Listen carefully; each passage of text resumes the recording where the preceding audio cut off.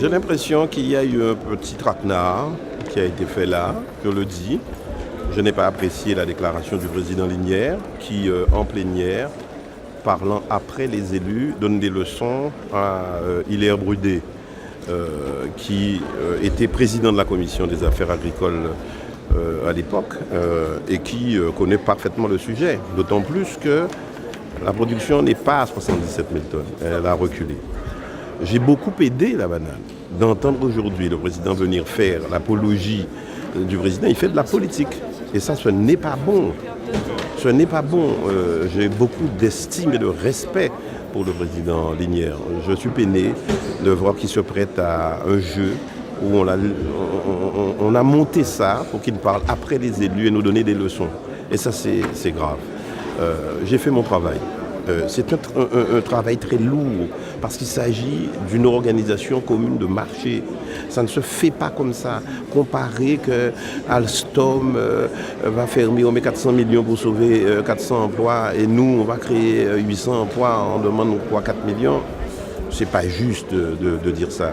Le président Chalus s'apprendra que c'est pas en vociférant, en élevant le ton, qu'on règle les problèmes. À ce niveau de responsabilité, on est sérieux.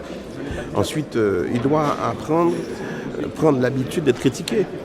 Il ne veut pas être critiqué. C'est des vociférations, c'est un créole vulgaire, c'est des choses pas possibles. Et moi, je suis très content de voir que les critiques qu'on m'a faites, eh bien, il y a de l'argent. L'argent déborde des caisses de la région. Il y a de l'argent partout. Et qu'il me dise qu'il y a des factures impayées. C'est normal qu'il y ait des factures impayées quand je suis parti. Il est là pour les payer. Parce qu'il y a de l'argent en abondance pour les payer. Il monte en épingle quelque chose où n'importe quel maire sait ça. Je suis l'un des présidents ayant mieux géré une région. La région Guadeloupe est l'une des régions les mieux gérées de France. Avec moi, je le dis. Et donc, je suis content parce qu'on voit bien qu'il y a 52 millions d'excédents, qu'il y a 60 millions d'épargne, qu'il n'y avait pas de sureffectif. On a déjà recruté 44 personnes à 8 000 euros, 10 000 euros. On ne respecte même pas. On a licencié une quarantaine de personnes dans les lycées pour mettre des gens. Les syndicats ne disent rien. Parfois même la presse ne fait pas d'investigation. On m'a traité de dictateur. J'ai vu un collectif de journalistes faire un communiqué pour protester contre l'attitude du président qui voulait absolument passer en télévision. Les gars ont dit nous ne sommes pas des serviles ni des dociles. Bon voilà. Donc nous on s'est abstenus sur le budget parce que c'est quelque part le bon héritage que j'ai laissé. Voilà. Et donc je suis très heureux. Simplement, j'adore voir le président présider. Ah franchement, c'est du théâtre, c'est de la dictature, c'est empêcher aux gens de parler. Parfois, il n'attend même pas qu'on ait fini. Il ne respecte pas l'opposition au motif « vous pas fait ». Non, à l'époque, il n'y avait pas la possibilité de faire des groupes d'opposition. D'ailleurs, ils n'ont pas demandé. C'est Attala qui avait demandé pour nous.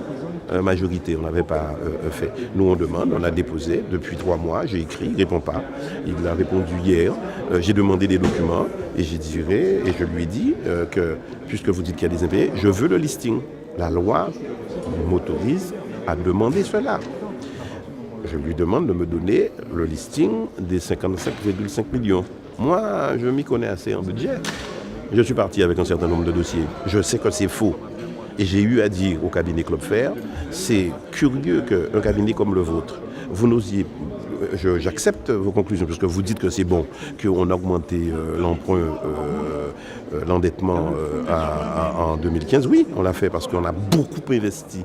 Eh bien, la Cour des comptes a publié, l'Observatoire des finances locales a publié, la région Guadeloupe reste une des régions les mieux gérées de France, avec la plus belle croissance de toute la France, avec un tourisme qui a explosé. Un Mémorial Act, malheureusement, on lui fait des problème, on lui coupe son budget, eh bien, qui est le bateau amiral du tourisme de la Guadeloupe. Non, je suis très fier de ce que j'ai fait en Guadeloupe, hein. Très très fier avec cette équipe-là. C'est un budget supplémentaire que nous votions aujourd'hui. Nous avons reçu des recettes nouvelles, comme l'a expliqué M. Losbar, notamment les 16 millions de la formation, dont 4 millions qu'on nous a débloqués, les autres dotations de l'État, Vous savez, il y a des dotations qui arrivent au fur et à mesure. Donc, ce qui nous a fait près de 50 millions que nous avons répartis en fonctionnement et en investissement. Bon, vous avez entendu le président dire, enfin l'ancien président dire qu'il a laissé de l'argent, c'est malheureux. On n'a jamais parlé de la région déficit, on a parlé de la dégradation des finances de la région, comme l'a dit le cabinet Clefleur. Donc aujourd'hui, il doit se défendre, ça c'est son problème. Ce que je dis aujourd'hui, qu'on puisse nous laisser travailler, nous avons notre méthode, en 6 ans on va nous juger. Nous avons aussi pris une délibération pour pouvoir accompagner les bananiers sur le cap 100 000 tonnes. Alors moi, comme je le dis, c'est pas Henri Charlus, c'est son équipe qui veulent régler quoi que ce soit. Je veux que tous les Guadeloupéens se mettent ensemble, notamment M. Lurel, qui a été ministre de l'Outre-mer, qui est proche de Hollande, qu'il fasse les démarches pour ces bananiers, pour ces jeunes Guadeloupéens, comme Madame aussi Paul Angevin, qui a été ministre de l'Outre-mer pour se le faire, il est ministre de l'Outre-mer actuellement. Ce qui est important, c'est que nous puissions créer, accompagner. S'il y a des choses qui se font au niveau national, que ce soit pour Alstom, que ce soit pour les policiers, 500 millions, 250 millions, on demande 4 millions à l'État qui peut nous accompagner. Nous avons été en Europe, on nous a dit qu'on n'est pas assez défendu. Donc que l'État français puisse prendre les mesures qui s'imposent pour pouvoir nous accompagner à créer ces emplois pour les jeunes Guadeloupéens. Non, mais ils sont obligés, quand vous savez que vous avez dépensé énormément et que vous n'avez pas des recettes, des rentrées, vous êtes obligés de faire quelque chose pour rentrer de l'argent.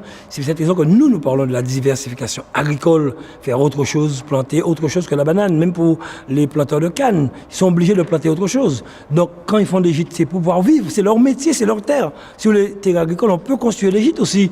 Sur les terrains agricoles, on peut construire des gîtes parce que c'est du bois. Mais s'ils étaient accompagnés convenablement, ils n'auraient peut-être pas construit des gîtes. Donc ce qui est important, c'est de pouvoir les accompagner. C'est pas tout. Ce ne sont pas tous les planteurs qui ont construit des gîtes sur leur terrain. Regardez ce qui passe suite à la maladie du citrus greening. Qu'est-ce qu'ils auraient dû faire, les gars? Comme en métropole, vous avez vu le nombre d'agriculteurs qui se suicident. Nous avons notre équipe, notre méthode de travail, l'équipe régionale, qu'on puisse nous laisser travailler. En 6 ans, la population nous jugera. Donc on veut nous faire du n'importe quoi, dire n'importe quoi. Rappelez-vous, quand l'ancien président est arrivé à la région, les débats qu'il y avait ici avec l'ancienne présidente. Rappelez-vous, avec M. Cornet, rappelez-vous tout ce qui s'est passé. Là, nous sommes gentils, nous, très gentils. Henri Charlus travaille à Séné avec tous ceux qui veulent travailler pour la Guadeloupe. Mais pas avec les Corabel Pose. Nous sommes prêts à accompagner, mais il faudrait que les hommes se mettent ensemble pour pouvoir travailler ensemble et régler ce problème de l'eau. Nous sommes prêts à accompagner financièrement. J'ai une réunion avec la présidente du département. L'État, par l'ONEMA, est prêt à mettre de l'argent pour que nous puissions chaque année mettre 50 millions pour pouvoir réparer les réseaux. Nous avons parlé d'un syndicat unique de l'eau. Eh bien, je le dis encore une fois, si les élus le veulent, on peut avoir un syndicat unique. Si les élus pensent à l'intérêt de la Guadeloupe, on peut le faire.